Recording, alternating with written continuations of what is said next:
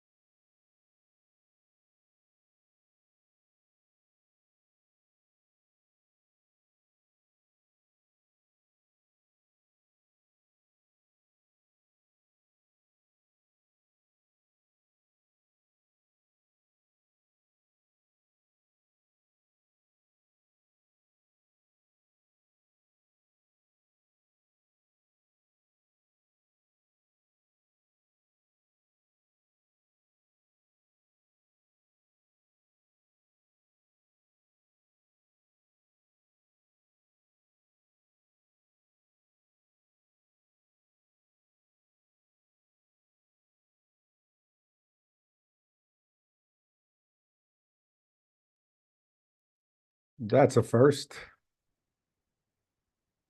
Well, I'm back and I'm waiting for Margaret to come back in, or our guest. I'm going to keep talking. I do apologize for the interruption. Actually, the actual screen just shut off. Never had that happen. I think I reached my limit of perhaps, I think my limit of perhaps memory was tested today. And I thought I had a lot of memory. Do apologize. Anyway, I was talking about norm therapy, and I was talking about the opportunity for us to find norm therapy as a tool. People don't know abuse until they know abuse. And oftentimes that's through experiential knowledge. And even then, people don't even know they're being abused. We've had people say things like um, they were, uh, let me make sure that my guest is not, okay, they are here. Okay, good. Uh, we oftentimes find people who don't know they've been abused. They actually when we hear them say things after they get into our sessions, they'll say something like, uh, I didn't even know financial abuse was a thing. Psychological abuse, I just thought it was that way. We just talk to one another this way. And then they quickly find out that it isn't true, that they don't have to be belittled and berated in their conversations ever. They don't. They don't have to be put into some kind of a holding pattern for their own life so other people can abuse them and live their lives through them and on top of them and while hurting them. So we're going to explore more about that, of course. One of those ways is through food. Now, there's an epidemic in the United States, and really it's a pandemic around the world where people are finding themselves on diets. And I watch it all the time when I travel, especially in the Middle East and Africa, as well as Central and South America. People consume lots of food that causes you to get bigger, bulkier, and we're going to correlate that to food throughout this interview.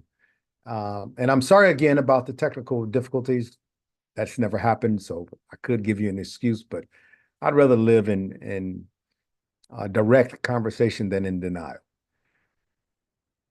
At the end of the day, food plays a very dynamic and serious role when it comes to how you live, how you appreciate life, how life appreciates you, and more importantly, how you respond and correlate your food and your diet and your habits to the abuses you may or may not be experiencing. We'll talk about that now. But I invited this guest on. She's from Nigeria. Her name is Margaret Edet, and she's an amazing lady, and she's all about food and the food intelligence. She's dedicated her life to it. So without any further ado, I'd like to invite Margaret to come in. Margaret, are you there? Yay! How are you today, Margaret? Good to see you. I'm fine, thank you, Michael. I'm sorry about the technical difficulties. I've had this computer a year or so now, and never once has it ever just shut off. It just did. I didn't know what the heck was going on. If it does it again, I don't know how we're gonna make it through that, but we'll do our best. Okay, we'll keep coming back All until right. we interview. So, hey, Margaret, tell us a little bit about you. Tell us why food is so important. What about you and your education that's important for our audience to know? Okay. I love food generally. I just love the art of food. I want to understand how it Mhm. how food is being made, the process behind making food. That's why I went into food processing and storage, specifically food processing and storage technology. So I love the fact that our health is being determined by the food we eat. It might not really affect us now, but I think everything that happens in our life daily, it's because of the food we eat daily. So it's an So if we accumulative are effect. You're saying it's an accumulative effect. exactly, Okay. exactly. Tell us about that. So Tell us about that. okay. So we have to really mind what we eat. Like for me, I have some foods that if I eat this food, I know that I'm not going to be fine in the evening, but I'm eating this food in the morning because I enjoy the food, because I love the food. But I know that, okay, this is what is going to happen to me in the evening, Right. but I just keep on eating the food. So, yes. So I just love the art of food generally. And that's why I went into food science and technology. Call it the art of food. Is that what you just said? The art of food. You love it. Yes, yes. That's a So, great term. You and Kelly will get along very well. Kelly, our global executive director of the nonprofit Abuse Refuge org, goarrow.org, GOARO.org. Just want to plug that in there. She's a foodie just like you, just nuts about food. I've never seen a human being. You know how you watch some movies sometimes, and you remind me of that too, and I just want to laugh. And they go, and you go, well, so what's in that? Well, I got some mushrooms, and I got some good tomatoes, and I got some lettuce, and they just get all excited and emotional about the content of the food stuffs or that they're about to eat. But you even went further than that. According to your resume, you went into food processing. That yes, must be a burgeoning and exciting field because we are what we eat, and a lot of us are dying because of it. Please cassava. explain. Food processing, what is that all about? Okay, there's some crops that are going extinct here in Nigeria. We Mhm. don't eat it anymore, but this is a crop that is very healthy to us.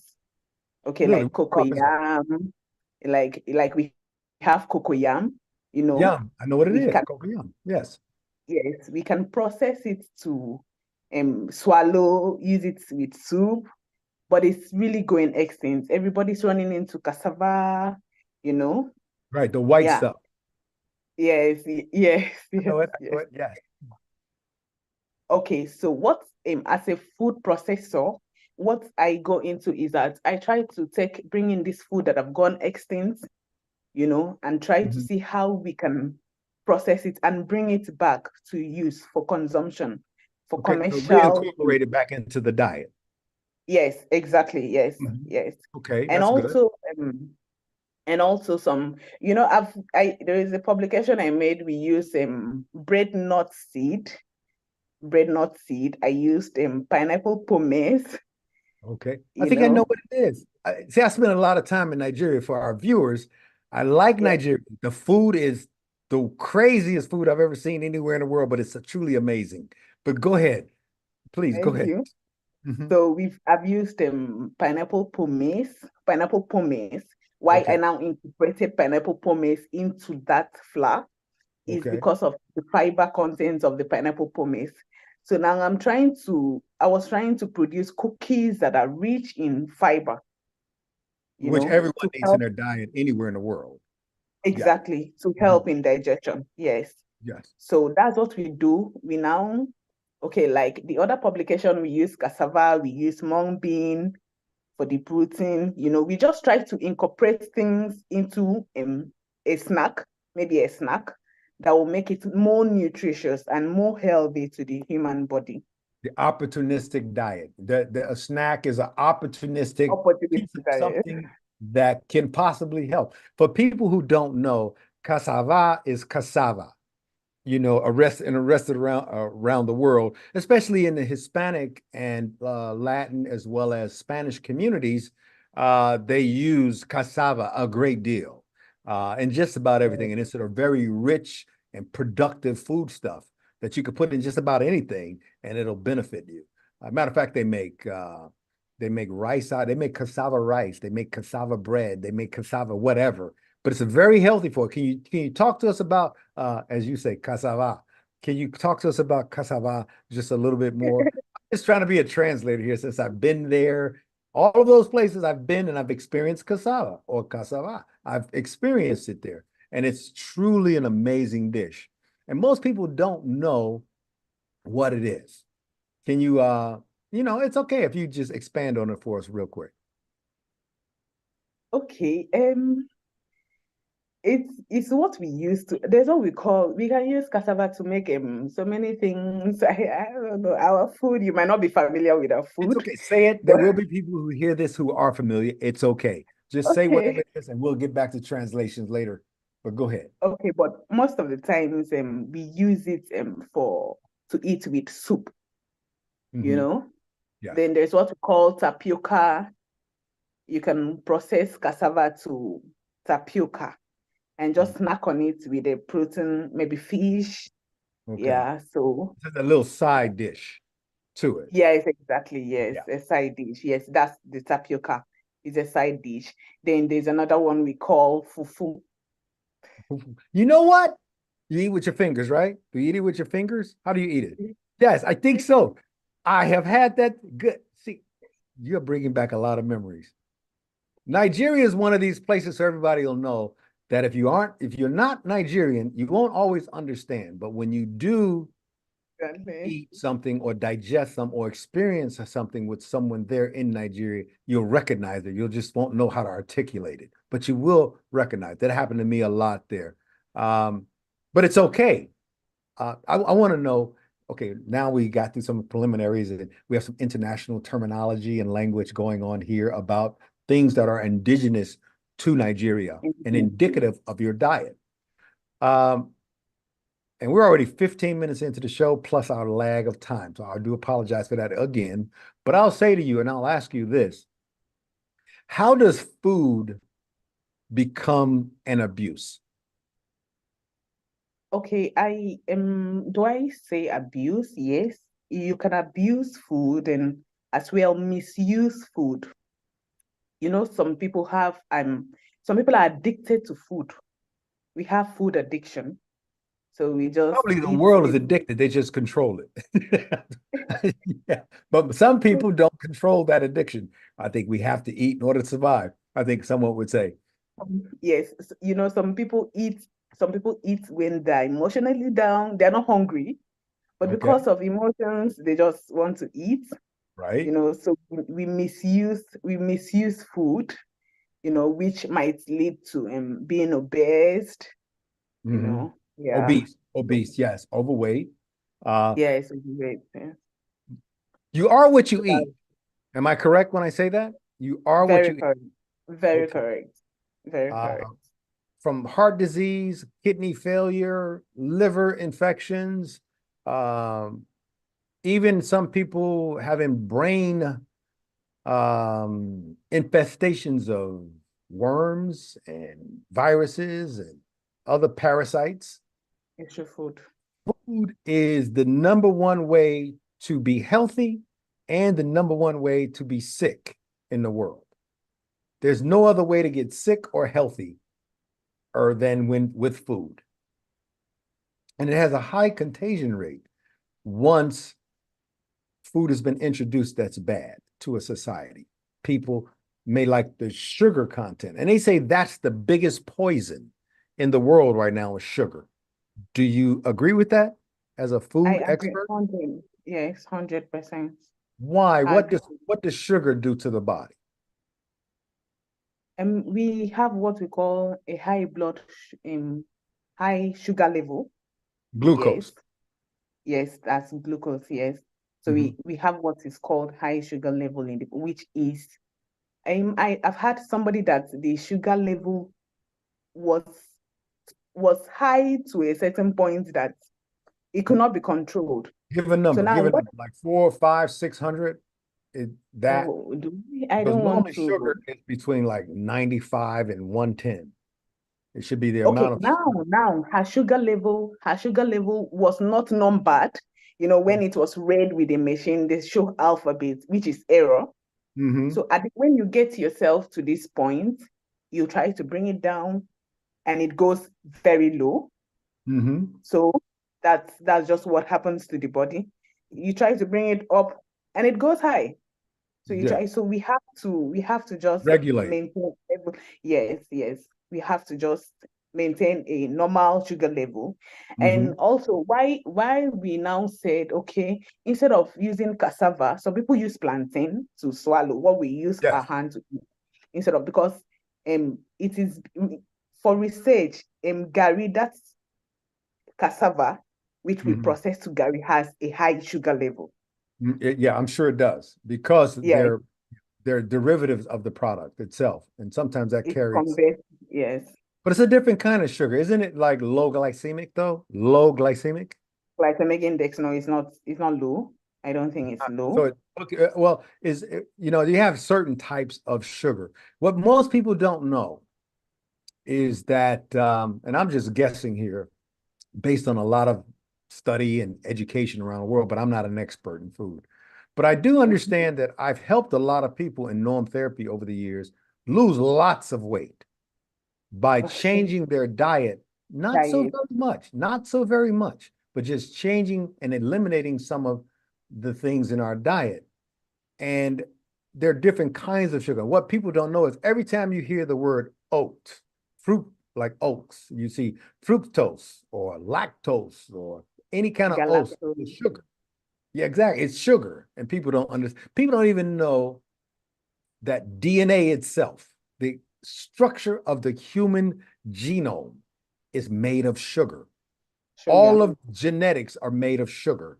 So when they're looking at the genome or the genes in the person's body, all of that's made of sugar. So when you ingest too much sugar in your diet, you're actually you're actually altering, I don't want to say your genes, but the outcome of those genes, maybe in future generations, maybe in yourself during this generation, maybe you're manifesting cancer or manifesting some other gene or some other problem or malady in your body because of sugar.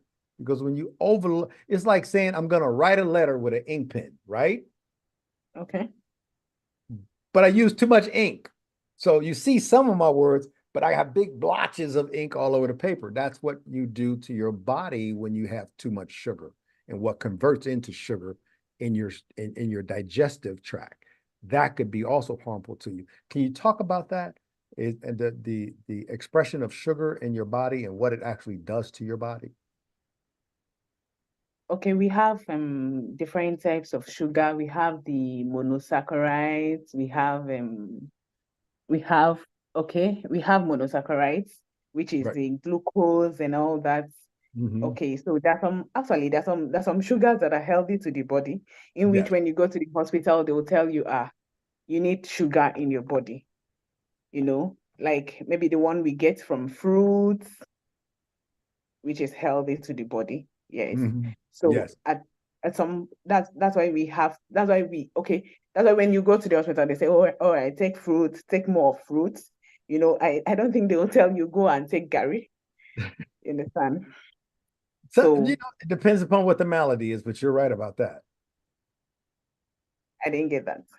No, it depends on the problem you have when you visit the doctor, but Yes, absolutely, you're correct. Absolutely. yes. So Okay, so at one point, okay. go ahead. Go ahead, please. So at one point, sugar is okay. The type of sugar you take is Right. okay. Your body needs it. Like, okay, for children, they need sugar. Yes. Okay, yeah, yeah. So we have to mind the quantity or the type we take, depending on our age. You get it has to do with age also. Yes, it does. Yeah. But also the condition of your kidneys and how you metabolize sugars and breads and other things and starch, other things that convert to sugar in your body. For instance, um, bread. When people eat bread, they don't know that that's probably one of the number one reasons in the world that they get overweight or fat. They probably don't know that bread is like your number one killer. And they don't know the history of bread because throughout mankind, even in the Bible and other religious texts around the world, it says, man shall not live by bread Right, alone. right. Exactly, because bread was used because it expands in the stomach. It expands during the digestion and it fills you up, but it doesn't process well. That's why they're going with all this gluten-free stuff today, because it actually stores fat. It converts the fat often and it stores it, and it causes people to get bigger. Any kind of bread, pastry, loaf of bread, and what crackers, whatever that bread product or that product derived from normal breadstuffs is very detrimental. But it's such a fabric of our society that we eat bread all the time and get All the huge. time. I know people 2, 3, 4, 500 pounds, but when they sit to eat, they eat like a ton of bread, or they have this gut on them. It's huge. And they say things like, I can't get rid of my gut. I'm working out every day. I'm eating right. And I'm doing all these things. But yet you watch them eat and they eat like 5 loaves of bread with one meal. I'm sorry, forgive, that's too much, but a half a loaf of bread. And they wonder why they can't get rid of that weight because it doesn't metabolize and then it converts to fat. And, of course, that's the problem. And then here's another misconception. I'm going to get to another thing before we go into something else because I'm talking a lot and I do apologize, but I want to get this out. I've been wanting to have this conversation for a long time. But people think that fat is bad for you, and it isn't. Fats in food, it depends on the type of fat it is, not bad for you, and it doesn't make you fat. It actually helps you in a lot of ways to metabolize fat in your diet. It's the starches and it's the everything that converts to sugar in your body that most hurt you. Would you agree? I've not really done research on that. I just take what people say that fat is bad. I think Okay. they say fat blocks a particular place that does not allow blood to flow, something like that. Yeah, You right. know, When you're causing infected, heart when you got fat in your body, it does that. But eating fats, like, eating fat.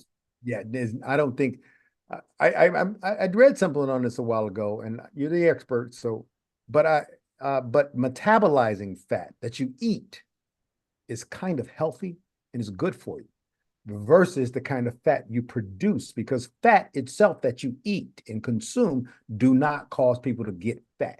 That's the Fats. biggest misnomer uh, that Okay. people have about fat and fatty foods. Now, it's the type of fatty foods that you eat. I think the trans fats and all of those kinds of fats are bad for you. And so I don't want to get into an area that I'm not an expert, but I lost, I'll tell you real quick so you'll understand what I did quite a few years ago. I decided that I didn't like being overweight. And I was a bit overweight. I was in the military. I was cut. I looked like a Greek god back in the day. I was cut. And then all of a sudden, I stopped working out. I stopped doing a lot of things. Then I got fat. I mean, I got overweight. And one of my old special forces buddies online said to me, Mike, look like you need some PT, physical training. I was embarrassed. I was embarrassed. So I started enjoying the understanding that maybe I was overweight and maybe I need to pay attention to that. So I started to change what I ate. And do you know, I lost in, I went from 275 pounds to 200 pounds, or Wow. let's say from 115 or 20 kilos down to 92. I did that in That's 6 months. I did that in 6 months and stayed cut, no flabby skin, none of that. Got cut, got in shape just by how and what I ate. I tried my own methodology that I was teaching other people to do. I had not yet did it myself. And I'm sitting here talking about, yeah, slim up, get healthy, do all that. But yet I was overweight. And it really, it shocked me back into a reality. How do you feel about people trying to lose a lot of weight through diet? Or not, I don't want to call it diet, through just observing what people eat. I think diets have never last and never work. But how do you how do you how do you I make that a reality? I think okay, you just mentioned bread, and I'm going to see how I can stop eating bread. Let me see if I can stay without. Let me see if I can That's stay good stuff. without. Bread is good. It's hard. Go ahead. No, let me see if I can stay without bread for a week because that's how bad it is. I can't.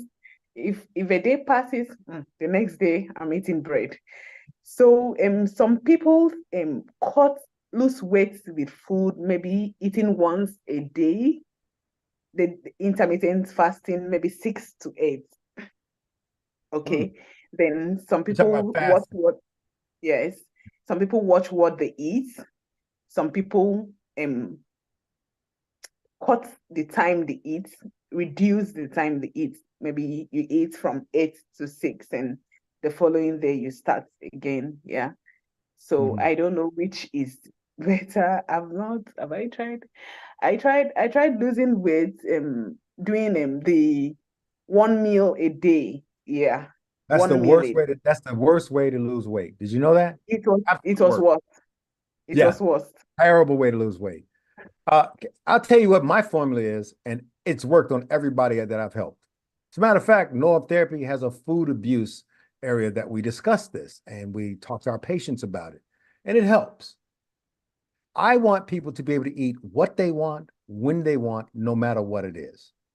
Okay. What people don't know how to do when they eat is to eat one in moderation. I never ever, when I stopped doing this one thing, I watched weight fall off my body. Most people, when they eat, they have to go like this at the end of the meal. Tell me if I'm wrong. They'll have to do this. They'll go, ah, I'm done eating. When you do that, that always signals that you've just eaten too much food. What people have to do is not starve themselves, but eat until you're satisfied and not full.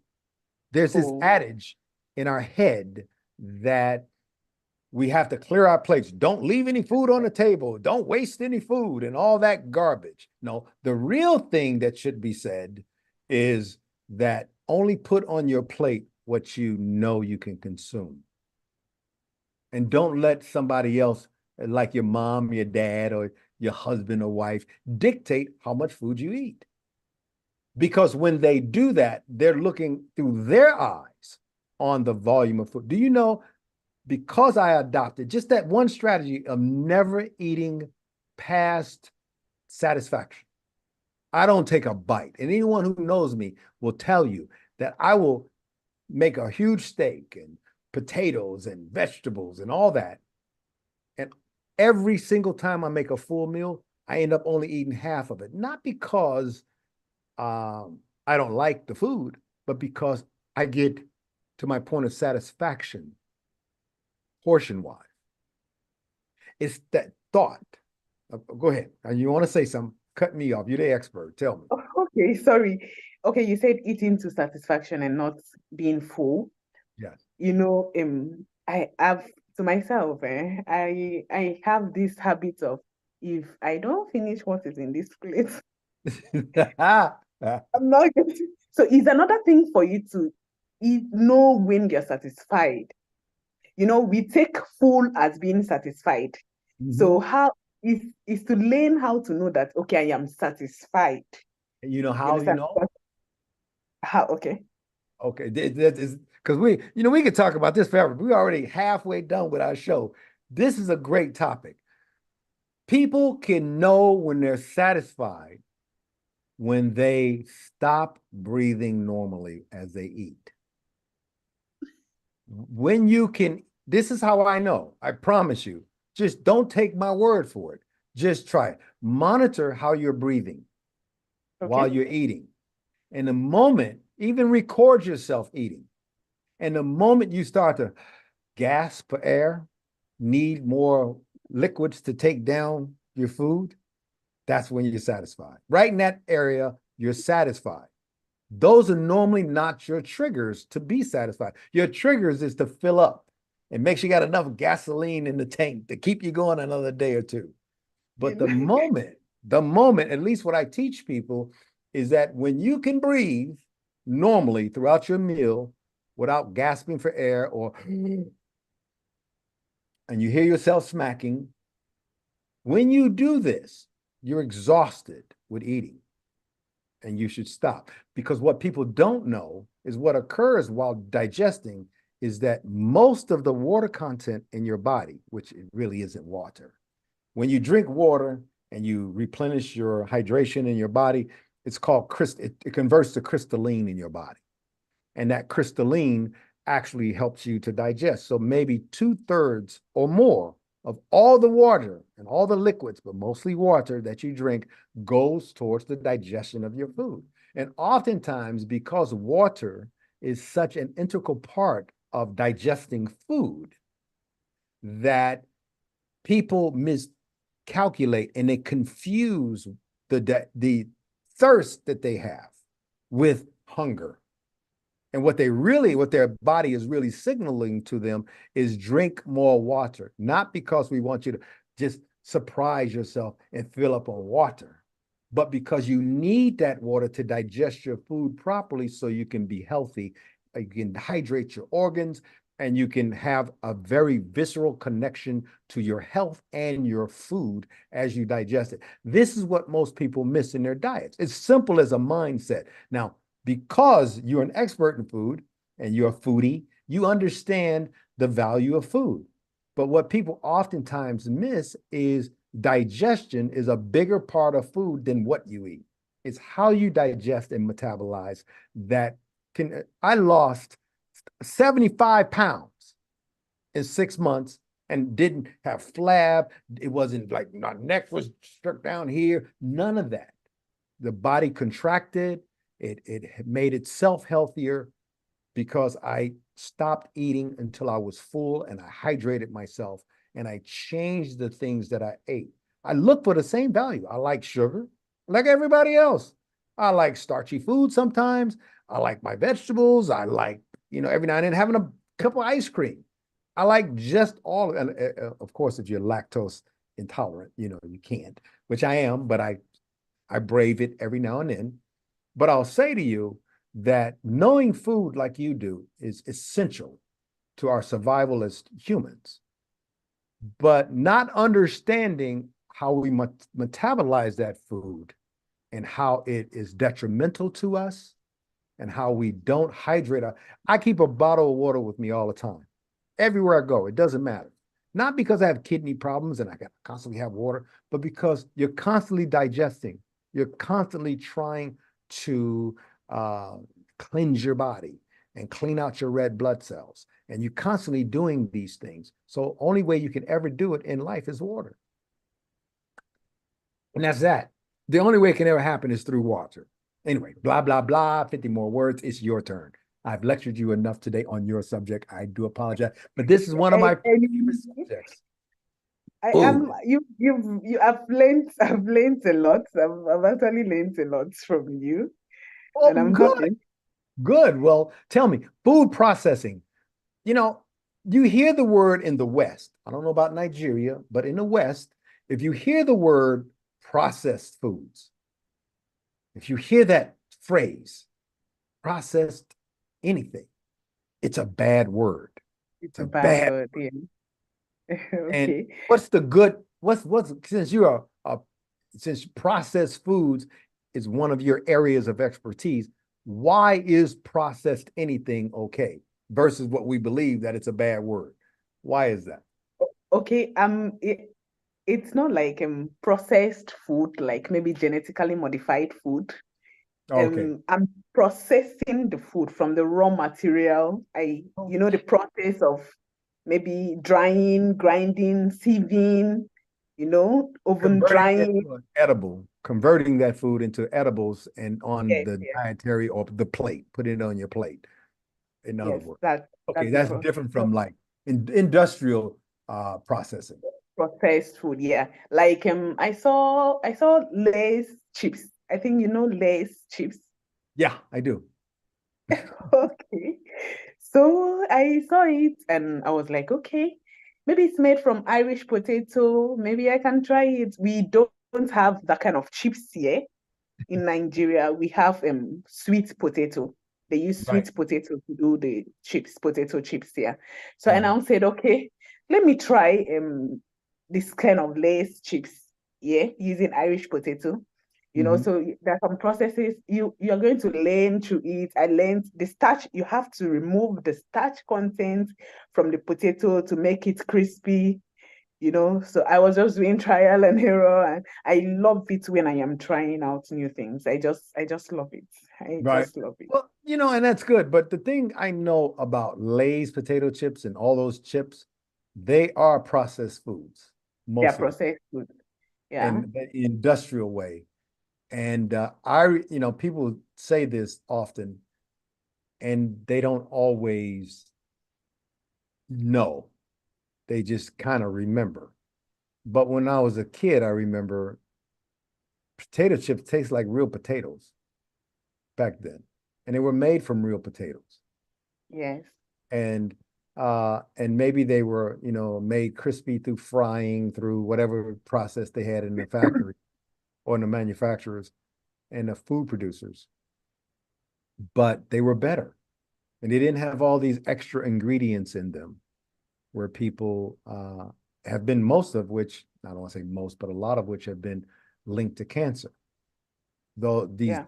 you can read the back of a bag of chips and you won't even understand the language in which the ingredients are written. The ingredients, yeah. Tell us about that. Why do you think we moved from natural foods to processed foods in that way? Why do you I think? I would say it's cost. I would say it's cost because we know the normal fruit juice. Let's say, for example, a juice company, we know the normal fruit juice, but if you're trying to make an orange juice, we'll see a juice and they say it's orange juice, but we know it's a concentrate. which is cheaper than the normal fruits. So I would say it's cost. Like I tried okay, that chips I tried producing. When I got it, it was crispy. I did not add anything. I just fried it. I just had to make sure I wash off the starch, then fry it. It was crispy. But if I want to commercialize it, there is no profit at all. Got So it. I now tried biscuits, a particular biscuit. I tried to do the costing and there was no profit. So Right. I just said, okay, I get. So people bring in these extra ingredients, artificial ingredients, because of the cost of getting the And natural one. preserving shelf life. I think a lot of these ingredients Yes, about keeping yes, those and shelf same life. bag of potato chips on the shelf for, you know, 2 years before somebody purchases it without it going bad. Okay, I do plantain chips and I just fry it and it's fine. Then it stays actually. It stays without any. I think fried when the moisture content is being removed, Mhm. with very minimal moisture content, I think it can actually stay. Then maybe from there you now know, okay, this is the shelf life of this thing and it has the expiry dates, you know. The degradation or the decomposing of the food because it's biological. It decomposes, it gets rotten, it dies off, it loses its value, it creates germs, it back into the cycle of life. But what I've seen, uh, you know, in foods all over the world, from Nigeria perspective, I think you guys eat much healthier than people in the West because you eat Natural. natural meats, natural everything. And I think it's more healthy for the human uh, diaspora worldwide that people eat healthier. But isn't it weird? Isn't it kind of crazy that if you want something in the West now, maybe not in Nigeria, in places where they eat natural foods a lot, but they do look for their McDonald's and chicken places and Wendy's. They do look for that, but that's not normal. That's an exception. But isn't this weird how now to get free range chicken, it costs much more expensive than a processed chicken to get, natural meat, grain fed, grass fed, whatever. It costs more than the processed foods and the cattle farms. Um, when it's cheaper by far to produce natural foods than it is to process those foods. But people have become so accustomed to processed foods for longevity. I think World War One and World War II screwed up food for the rest of the world forever.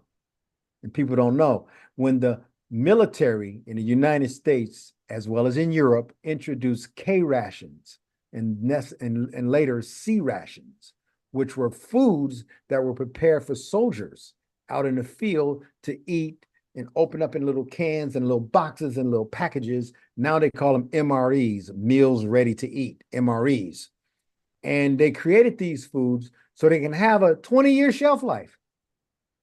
And manufacturers said, wait a minute, instead of our stuff going rotten on the shelves, we can just add some stuff to it, the same thing the military's doing, and we can make the food last. So we can produce enough food for 5 years today and never expire until we put a date on that package. That's, I think, what screwed up the world in food and our health is when the military tested and then it goes out as a part of our societal norms. It becomes, and because they use the military pretty much as guinea pigs, people don't know that antibiotics like tetracycline, penicillin, and all of those things were used on the military first. Yes, synthetic antibiotics, all of that used on the military first. And but that's a whole nother conversation for another time. Food can be your best ally or it could be your worst enemy. And I've watched people lose a lot of weight, not by starving themselves. I've never watched one single human being lose weight by starving themselves or reducing themselves to one meal or having 8 small meals a day and all that stupidity. I've never seen it work past the time frame that you can actually take that kind of abuse of how you eat. Never seen it work. What does work is your thought process, your breathing, your water intake, and your knowing how foods metabolize in your system will stop you from doing it. I remember Kelly, after she figured out some of her abuses in her life, I remember the weight started falling off her. She was a little overweight. Now she's just looks like a supermodel, just that kind of long. She's 6 feet tall, thin, and all that. And the weight just fell off of her because she changed her mindset about food first. I think that has to occur. And I think that people like you who understand the process of getting that good kind of food off of the vine, out of the root, from the animal, onto your plate in such the most natural form, I think is where people need to have their mind. And even if they can't find those kinds of foods, they can take in less food, not because they're starving themselves, but because they're satisfied with eating. Take in that, I think, is probably the number one way for people to get healthier with food. Just in my experience and knowledge and what we teach at Norm Therapy. So, I think that could be it. Would you like to take some questions from the audience, Margaret? Okay. Okay, let's see what we got here. I love this part of it as soon as I can figure out what file I'm in right now. Okay. What do you find most fascinating in your role as a food scientist? What's Um, like I said, new product development. When I product? develop a new product, I'm so happy. I will take it to my friends and like, okay, this is a sensory evaluation. Try it. How does it taste? Try it. It's new food product development. I love it. You Creating can, new recipes. right? You can do this anywhere in the world, not just Nigeria. You can Yes, derive other products from good stuff and have good food, is what you're saying, correct? yes, Okay, yes. good, wonderful. Um, okay, I like that answer very much. We got some time here. We got 13 minutes left, so I want to fill this up. Everybody loves food. Let's just put it that way. Everybody needs food. It's just how we consume and digest it, metabolize it, and understand it. I think that's our problem, societally speaking, across the globe. Uh, how has you having your knowledge about food, how has that impacted your life?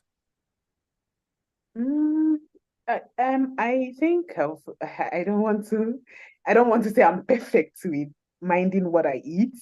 No one Sometimes is. No one is. I know I'm not supposed to eat this as a food scientist. There's some food I see on the road that is being processed. Chocolate right here. I got chocolate right next to my desk. I shouldn't be eating. I got to take a little nibble every day. I know what you mean, but go ahead. So you, Exactly. Today when I was getting ice cream for the kids need the ice cream. of course. And I just had to, I said, okay, it's only one time. Let me There you just go. try. Just this one time. So I'm not perfect about it, but I think I've been mindful of so many things and it has helped me not to be obese.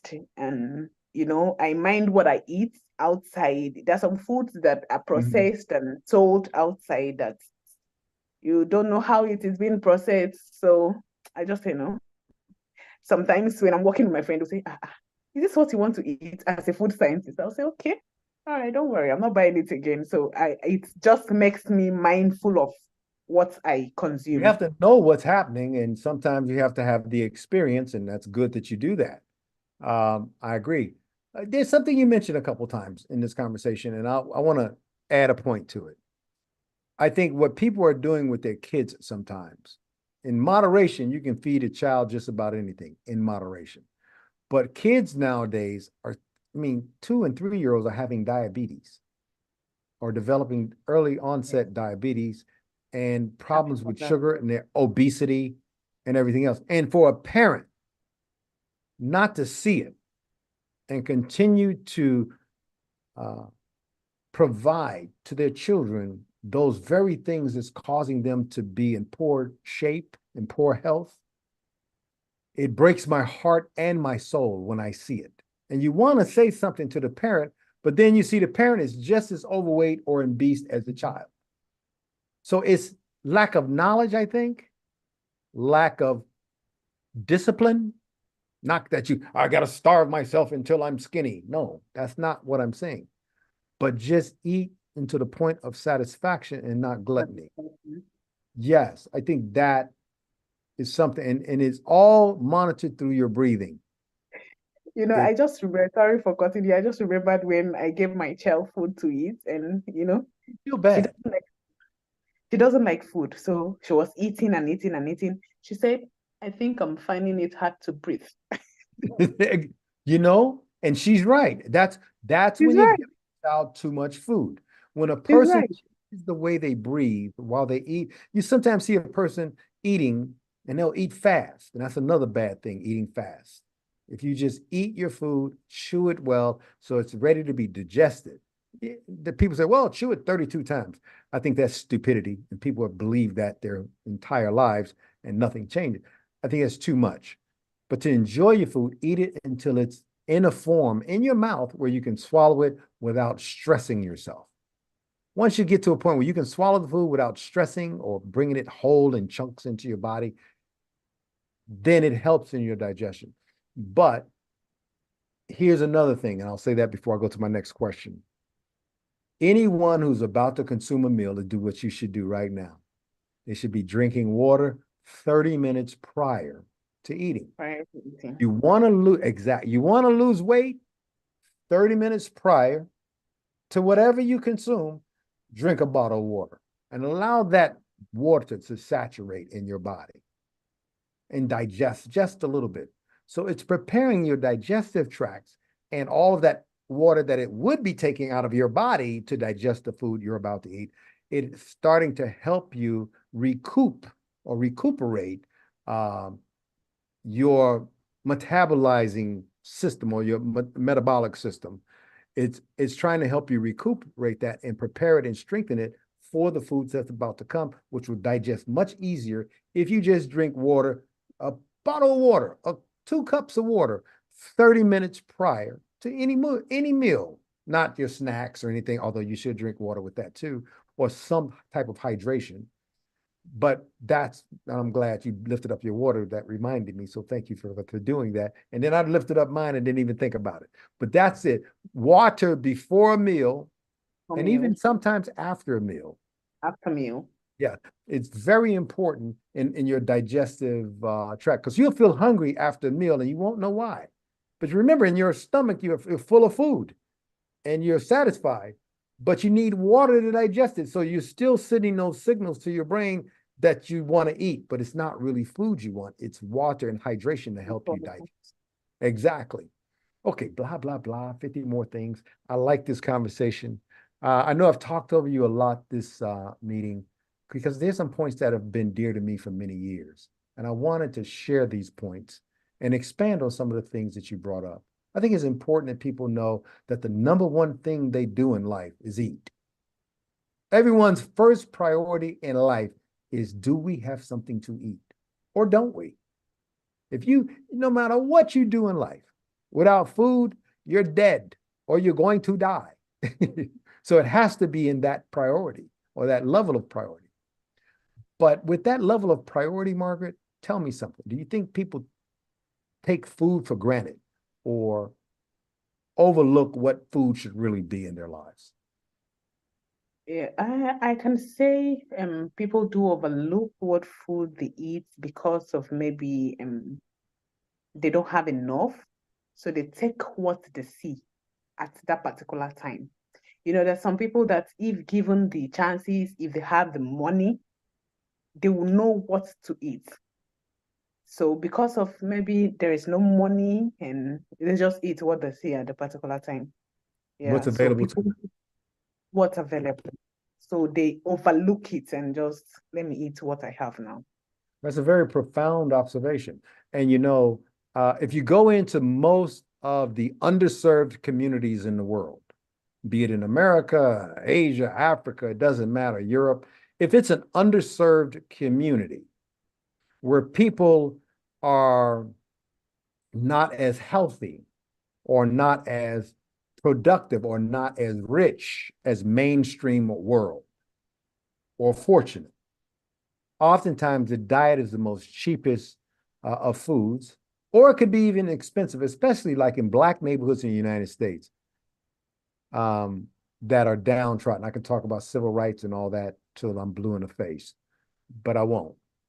But everything you look at in those convenience stores, in those little areas and pockets of the world that are poor, are those small stores that sell potato chips, that sell, products with a lot of trans fats and a lot of, crap in it and sugar more than anything else.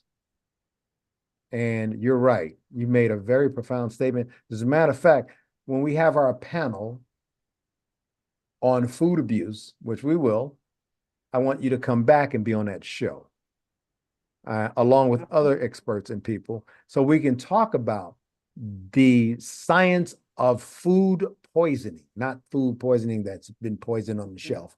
I'm talking about the manufacturers of poison to our people in the world, not just Black people, our global society. I think one of the hardest hit communities in the world is the US white population, not Black, although it's a hard hit community, but the white US population in America is one of the hardest hit with obesity, overweight, death, diabetes, and a whole lot of other maladies that were not consistent with white America or white world for centuries prior to, World War II and Vietnam era, when things changed and people started processing foods differently and, trying to meet a manufacturer's burden to get food out to the shelves without it going bad before it got there. So all of these preservatives and additives and all of that played a big role in it. We can talk about that on our next podcast. But I'll say this to you, and this is important. People like you are and will be in such high demand, who understand food from a natural perspective to the table. You can take it from the root or the tree or the vine directly and put it on a table and show its value and demonstrate it to people. That's going to be one of our most sought after resources in the future. Hydroponic foods, where people grow foods indoors now, and they add all the ingredients they need to make it a good food. And it's turning out to be much more healthy for humans than normal foods, as well as electrifying soil. People are now electrifying soil to eliminate parasites, to eliminate the death of the soil, after 2 or 3 rotations of crops. They're doing a lot of stuff now to keep food healthy. So I'd love to have you back. I know I talked a lot. This is one of my, if not my favorite conversations, what we eat and what it makes us. And I hope I'm right to all you food experts out there who are going to be watching this. And if I'm not, please put it in your comments. But, I always tell people there's no such thing as a problem. I never see a problem. The only thing I see is people who come with solutions. So if you see something you don't like, don't just tell me what the problem is. Tell me, how do we make it a solution? And give us the solution. If you know what I'm saying is wrong, tell me, how do we make it a solution? Blah, blah, blah, 50 more words, but that's what I'm saying. Listen, Margaret, I enjoyed you here today. You're an amazing lady. I know there's somewhat of a language barrier. Cassava. I know that. And sometimes Americans, Westerners, or even people from other parts of Africa and the world don't understand how we say things. But I was trying to do my best to help interpret, because I have been to Nigeria and the food is truly amazing there and very healthy, extremely healthy in a lot of ways. Okay. Listen, it was a pleasure having you today, and I have to read something if you don't mind. I always do this at the end of every show. And that is, if you've enjoyed and got something out of today's live podcast, please share this live session with a friend or someone who could benefit from our messages. The how shall I say, socialization of abuse is what this podcast is all about. So food abuse is sometimes self-dealt. You're abusing yourself when you eat too much food. Stop and try to breathe correctly. When you find you can't, that's when you know you're full and you not full, that you're satisfied and you can move on from that meal. And explore our opportunities and seek help for yourself or someone needing our services. If you go to goarrow.org, GOARO.org, or Norm Therapy, NORM therapy.com, normtherapy.com. If you're interested in applying to participate in our live sessions as a guest, victim, or survivor, email us at contact@normtherapy.com. Listen, everyone, thank you for joining us this evening, today, and we can't wait to see you again on Tuesday, June 11th at 2 p.m. Eastern Standard Time, U.S. Eastern Standard Time, where I'll be interviewing Raja Burella. She's our offboarding supervisor at Arrow, and I actually talk to her almost every day because we work in the back office and the servers together to get everybody actually put onto our database. She's an amazing lady, and she always has something wise and profound to say and do, and I think you're going to enjoy that. Just like yourself, Margaret, I really enjoyed our conversation today. You hit on some very interesting and powerful topics. How would you like to close us out? We should always get it at the back of our mind that we are what we eat, and we have to eat in moderation, satisfied and not full. Yay! You got my vote 18 times over. Thank you, Margaret. I really appreciated this. I'm going to go ahead and end this live stream. Thank you, everyone, for joining us today. And you should re-listen to this podcast or revisit it because I think some of the things we talked about today are vital to your health and your survival as humans. Thank you. Thank you for being here, Margaret. Thank you. Okay, we're off. So thank you, Margaret, for being here. I appreciate you, and I look forward to